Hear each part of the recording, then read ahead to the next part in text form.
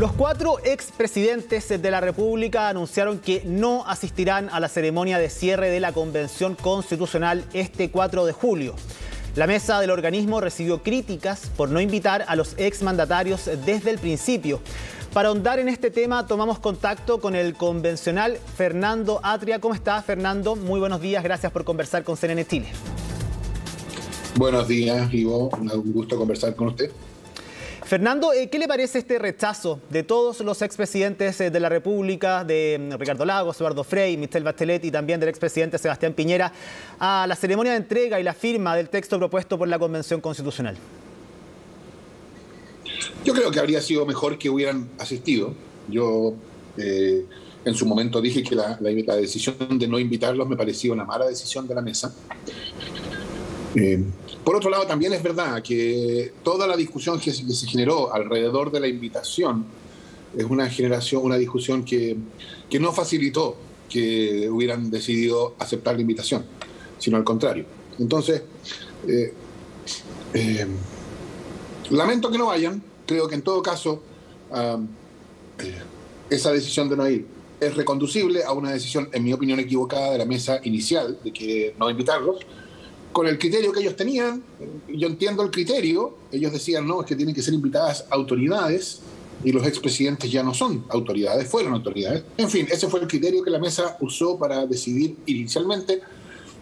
Yo creo que fue un error. Como consecuencia de ese error, la corrección actual llega en algún sentido demasiado tarde para los efectos de que la acepten. En fin, y yo creo que con eso la cuestión se cierra nomás. O sea, ahora lo que importa es que la convención termina su trabajo bien, termina su trabajo dentro del plazo, y el 4 de julio, con la asistencia de los invitados que asistan, se va a realizar este acto formal en que la convención entrega al presidente de la República y a través de él al país esta propuesta de nueva constitución, y yo creo que eso es lo importante respecto del acto del 4 de julio ahora. ¿Fue una polémica evitable desde el comienzo, Fernando? Sí, totalmente. O sea, esa es mi opinión. Yo creo que sí, habría sido evitable. Y entonces lamento que se haya producido. Pero bueno, yo creo que ya a esta altura lo que hay que hacer es dejarla atrás. Se solucionó bien o mal con las consecuencias que tuvo. En fin, el hecho es ahora lo que hay que hacer es mirar las 2 últimas semanas de trabajo de la convención y a este acto que yo espero que sea un acto formal republicano de cierre del trabajo de la convención. ¿Cuánto cree usted que pesó la figura del expresidente Sebastián Piñera en la decisión finalmente que toma la mesa de la convención, por parte también de las opiniones que se han generado por parte de algunos convencionales? ¿Cree que pasa por ahí también? Hay distintas versiones de qué consideraciones tuvo cada vicepresidente o vicepresidenta en mente al momento de tomar la decisión. No me atrevería a especular. Supongo que para algunos fue una consideración relevante, para otros no, pero eso es una cuestión que yo creo que habría que preguntarle a cada uno de los miembros de la mesa. ¿Daña la imagen de la convención finalmente esta polémica evitable? En sus palabras, finalmente esta no invitación, posterior invitación a destiempo, podríamos decir, quizás este arrepentimiento y también finalmente la negativa por parte de los mandatarios. Yo no diría que daña la imagen. Yo creo que sí es toda una discusión que no necesitaba hacer. O sea, que es toda una discusión gratuita. En ese sentido, es el tipo de cosas que uno preferiría haberse evitado. Pero tampoco creo que sea una cuestión terrible. O sea, no estamos hablando de una crisis mayúscula ni nada parecido. Y por eso creo yo que, habiendo pasado todo lo que pasó, cada persona tiene ya los antecedentes para formarse su juicio de quién hizo qué estuvo bien, qué estuvo mal. Y lo que corresponde ahora es mirar a lo que viene, y lo que viene son 2 semanas del trabajo final de la convención y el cierre del proceso el 4 de julio en ese acto que se va a realizar igual, y que yo espero que sea un digno acto de cierre del trabajo de la convención. Ya, dejemos atrás entonces esta polémica por la no invitación a los expresidentes y le pregunto, ¿cómo proyecta usted las campañas por el apruebo y el rechazo? Usted dice, quedan 2 semanas solamente para el término formal del trabajo de la Convención Constitucional, de la entrega de este borrador, de la firma finalmente. ¿Cómo proyecta usted lo que viene? Que viene una etapa difícil, una etapa donde, por supuesto, va a ser polémica de acá al 4 de septiembre. ¿Cómo cree usted y en qué ambiente cree que se va a dar el despliegue de las campañas formales formalmente por el apruebo y también por el rechazo? Yo lo miro con cierta preocupación, porque yo creo que ya hemos visto alguna indicación de cómo van a ser los términos de esta campaña. Y creo yo que la campaña que viene, sobre todo la campaña del rechazo, viene marcada por dos cosas que también son bastante coherentes y en línea con lo que hemos visto de campañas anteriores de decisiones importantes. Estoy pensando desde el plebiscito del 5 de octubre del 88 hasta la elección de segunda vuelta de Gabriel Boric. Una, va a haber un esfuerzo por, anticipo yo, ¿no? Que ya algo de esto hemos visto, por confundir la decisión que las personas tienen que tomar el 4 de septiembre. Porque la decisión está súper clara. La decisión está explícitamente señalada en el artículo 142 de la Constitución. Tan importante que era que el proceso constituyente se sujete todo el tiempo a las reglas prefijadas, que es una cuestión que nosotros defendimos en la Convención. Y esas reglas son explícitas, no pueden ser más explícitas. La decisión del 4 de septiembre es que si se aprueba el texto propuesto, se promulga como Constitución Política de la República y se deroga la Constitución actual. Y si se rechaza la Constitución propuesta, el texto propuesto, continuará rigiendo la Constitución de 1980. Eso es. Y entonces vamos a ver aparecer una serie de especulaciones respecto de qué es lo que podría pasar en el caso de que gane el rechazo.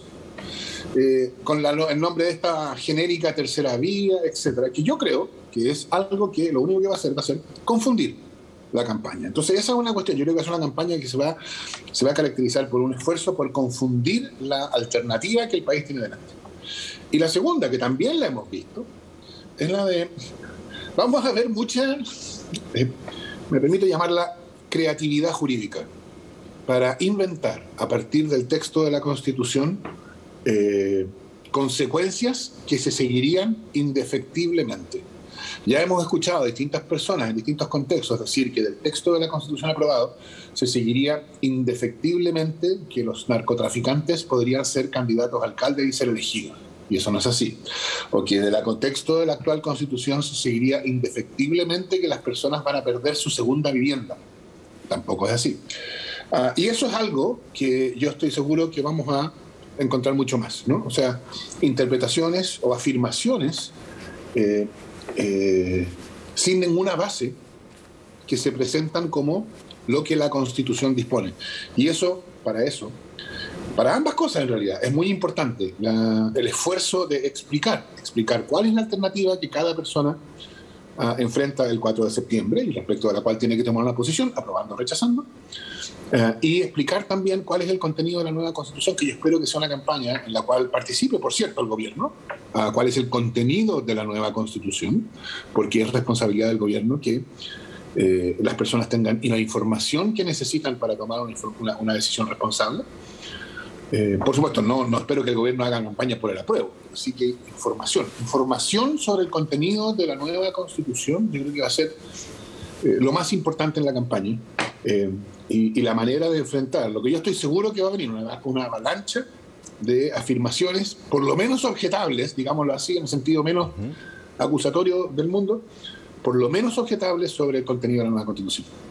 ¿En lo personal le preocupan los números que han entregado las últimas encuestas a tan pocos días de la entrega del borrador? ¿A usted en lo personal, al bloque también al que usted pertenece, Fernando? Por cierto que uno esperaría que los números fueran mucho más explícitos en el sentido del apoyo a la nueva Constitución, evidentemente. O sea, si podrían ser mejores los números, sí, podrían ser mejores. ¿Es algo que sea una preocupación constante? No, toda elección siempre tiene un resultado incierto. O sea, no hay ninguna elección que pueda darse por corrida antes de ganarla. Y entonces toda elección tiene que enfrentarse a sabiendas de que el resultado puede ser adverso. O sea, yo creo que pensar eso, lo contrario de cualquier elección, es la mejor receta para el error y el fracaso. Yo estoy con... Ahí tenemos un problema de comunicación con el convencional constituyente Fernando Atria, con quien estamos conversando, por supuesto, acerca de esta polémica generada por finalmente el rechazo de todos los expresidentes de asistir el 4 de julio a la ceremonia de entrega y firma de este texto propuesto por la convención, y también cómo proyecta él, por supuesto, las campañas por el apruebo o el rechazo. Y estábamos conversando específicamente acerca de los resultados de las últimas encuestas. Fernando, ahora sí estamos nuevamente de vuelta. Sí, disculpa. Yo decía que yo estoy seguro que en la medida en que la discusión empiece a centrarse en el contenido de la nueva Constitución, esos números van a empezar a cambiar y va a hacerse clara una mayoría por el apruebo. Porque, y si me permites, yo creo que la cuestión fundamental de la nueva Constitución, más allá de la regulación precisa aquí o allá, que por supuesto eso, según cómo vaya desarrollándose y la experiencia que tengamos respecto de cómo funcione, podrá ir ajustándose, eso no cabe ninguna duda. Lo que importa de la nueva Constitución es que la nueva Constitución nos sirva para salir de la crisis profunda en la cual estamos. Y esa crisis es una crisis de convivencia social. Para eso se diseñó el proceso constituyente, para empezar a salir de esa crisis. Y para salir de esa crisis lo que se necesita es cambiar los términos de la convivencia, que esa convivencia sea vista por todos como que va en el interés de todos, que hay reciprocidad. Y entonces por eso es tan importante una Constitución que declara a Chile un Estado social y democrático de derecho, que asegura derechos sociales, que cambia la relación entre el centro y las regiones, que cambia la relación entre el Estado chileno y los pueblos originarios, que cambia nuestra relación con la naturaleza. La nueva Constitución es acerca de eso, de cambiar nuestra relación para que tengamos una relación de reciprocidad, que en este esfuerzo social, por así decirlo, en esta vida común, es para todos, ganamos todos. No es para unos, para que se beneficien unos y no otros. Es para todos. Y ese, diría yo, esta sería mi interpretación, ese es el tema central de la nueva Constitución. ¿Es posible una nueva relación entre todos nosotros? ¿Es posible restablecer las condiciones de la convivencia? A mi juicio, eso es lo central. Y cuando eso empieza a emerger, que de una manera u otra, con un lenguaje u otro, yo creo que va a ir emergiendo durante la campaña. Yo creo que la diferencia entre ponernos en esos nuevos términos o mantenernos en los términos antiguos para el futuro del país va a ser tan grande que el apruebo va a tener un triunfo significativo. Fernando, ¿usted queda conforme con el trabajo realizado por la Convención Constitucional y cómo mide la imagen con la que queda la ciudadanía del trabajo durante este año por parte de los convencionales y por supuesto también del trabajo que han realizado? Yo creo que la Convención, a ver, vamos por parte. Durante su desempeño, yo creo que hubo comportamientos de la Convención que yo creo que le costaron muy caro en términos de la apreciación ciudadana. Y esos van desde cuestiones inaceptables o vergonzosas hasta cuestiones inapropiadas, ¿no? O sea, estoy pensando que van desde algo tan grave como la mentira del convencional Rojas Vade hasta cuestiones que no tienen la misma gravedad, pero que son altamente inapropiadas, como votar desde la ducha o andar haciendo saumerio en la sala del Congreso Nacional. Y eso, creo yo, junto con la manifestación de que el contexto de discusión de la Convención, en un contexto más bien crispado, estoy pensando en el momento en que a un determinado colectivo se le gritó en el hemiciclo traidores, yo creo que fue causando cierta distancia entre las personas y la Convención. Y yo creo que eso es verdad y yo creo que eso es responsabilidad de la propia Convención. Ahora, no de la Convención, que se habla de la Convención como si la Convención fuera una entidad homogénea. Por supuesto que uno puede preguntarse la responsabilidad de quién dentro de la Convención, de qué convencionales, de qué colectivos, etcétera. Pero creo que en ese sentido hubo responsabilidad de este lado, a eso me refiero, ¿no? De quienes estamos dentro de la Convención. Ahora, yo respecto de eso, de cuán grande es esa, cuánta posibilidad había de que una cosa como esa no pasara, yo también me preguntaría o llamaría la atención sobre el hecho de que la Convención tuvo que empezar a funcionar en condiciones bastante poco propicias para su éxito, ¿no? Condiciones de crisis política, crisis de confianza, desconocimiento de unos de otros. Al principio de la Convención nadie se conocía, nadie confiaba en nadie, no teníamos reglas comunes, no había partidos políticos u otras organizaciones que pudieran articular a los 154. Entonces fue una experiencia extraordinariamente difícil de avanzar. Y a pesar de todo, y sin sin devaluar lo anterior, ¿no? O sea, por cierto, en esa experiencia de construcción de algo común, desde condiciones tan poco adecuadas, tan poco propicias, se cometieron todas, no los voy a llamar errores, todas se actuó de ese modo, de modo de que se dañó esa relación con la opinión pública, eso no se puede negar. Pero al mismo tiempo fue posible terminar proponiendo una constitución como la que se va a terminar proponiendo 2 semanas después, que cuando las personas que nos están viendo la puedan leer en su versión final armonizada, que yo espero que se apruebe la próxima semana, ¿no? Van a ver que es una buena constitución, creo yo. Por supuesto, yo no pretendo de que sea una constitución perfecta, ni mucho menos, ¿no? Yo también perdí algunas votaciones, hay cosas que yo habría preferido que fueran distintas. Pero creo que es una buena constitución, en el sentido de que contiene buenos sistemas, tiene un buen sistema político, tiene un buen desarrollo del Estado regional, tiene una buena manera de regular la Corte Suprema, etc. Y además sirve para cambiar los términos de la convivencia, como yo les decía, que es la cuestión fundamental. Entonces, cuando uno toma esas dos cosas, hay, por supuesto, en la separación de la convención con la opinión pública, hay un problema de la convención, también hay un problema de las condiciones poco propicias en que la convención tuvo que operar. Pero, a pesar de todo eso, lo que la convención está proponiendo al país es una constitución como la que Chile necesita. Y por eso yo creo que cuando el tema sea menos la convención misma y lo que pasó dentro de ella, y los saumerios, etc., ¿sí?, y más la constitución que la convención propone, la cuestión va a ir decantándose mucho más a favor de la prueba. Sí, Fernando, se nos acaba el tiempo, pero le quiero preguntar cortito. Usted dice, bueno, este es un texto grande, por supuesto hay cosas en las que usted está muy a favor, hay cosas que quizás usted mismo hizo, perdieron algunas votaciones, pero en concreto, ¿qué cree usted que es lo mejor que deja este texto constitucional y qué para usted también en lo personal es algún elemento que le pueda causar alguna preocupación o causar como algunas dudas que deje finalmente este texto? A ver, la cuestión, lo que más... a mi juicio lo más importante es la manera en que la Constitución diseña un sistema político y legislativo que es continuo con el actual hasta cierto punto, pero que es nuevo, ¿no? O sea, en la dimensión ejecutiva, de la regulación del Poder Ejecutivo, hay bastante continuidad. En la configuración del Poder Legislativo hay una discontinuidad bastante notoria, tanto en los órganos, se crea la Cámara de las Regiones, se acaba el Senado de la República, como en los procedimientos, ¿no? Se acaban todas estas leyes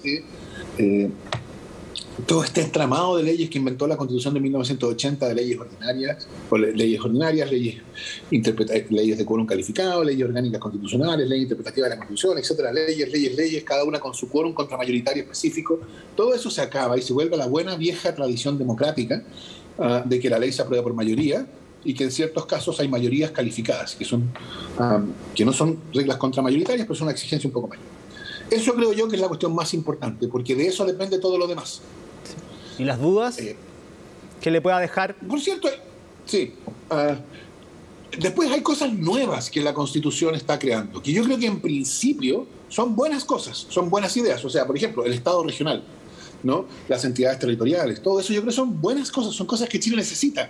Pero son instituciones nuevas, y las instituciones nuevas, bueno, hay que dejarlas andar para ver cómo van de hecho a funcionar. Entonces ahí yo creo que hay que tener una atención especial de que la Constitución, por cierto, busca crear estas instituciones, pero hay que estar atentos a la posibilidad de que cuando estén existiendo, cuando se estén creando, veamos cosas distintas de las que vemos ahora o tengan funcionamientos o consecuencias que no preveímos, etc. O sea, yo creo que sobre todo en lo que se refiere a la creación de nuevas instituciones, hay que estar atentos a la posibilidad de que por mucho que uno haya discutido y haya previsto cómo van a funcionar, cuando estas instituciones dejan de ser cosas que se prevén en el papel y pasan a ser instituciones realmente existentes, hay la posibilidad de que funcionen de un modo distinto. Hay que estar muy atento. Entonces, yo no diría que eso es una preocupación en el sentido que es una mala cosa, porque hay que ir en esa dirección, hay que crear esas nuevas instituciones. Pero sí preocupación en el sentido de que hay que estar atento cuando empiece a crearse, de que pueden las cosas no funcionar como se previeron, y hay que estar atentos entonces a ir corrigiéndolas y adecuándolas en el camino. Fernando Atria, convencional constituyente, a 2 semanas ya del término del trabajo oficial de la convención. Le agradecemos, por supuesto, por este análisis que se realiza a tan pocos días de este evento tan importante e histórico, por supuesto, para nuestro país. Que tenga un muy buen día. Muchas gracias por conversar con nosotros.